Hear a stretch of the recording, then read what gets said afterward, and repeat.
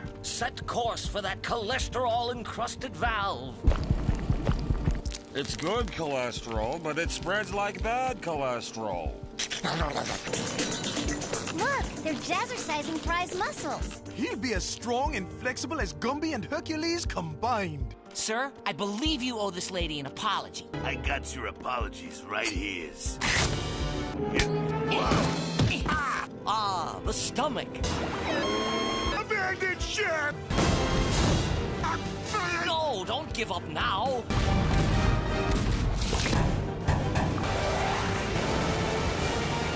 There it is, the stately capital of Fry's bowel.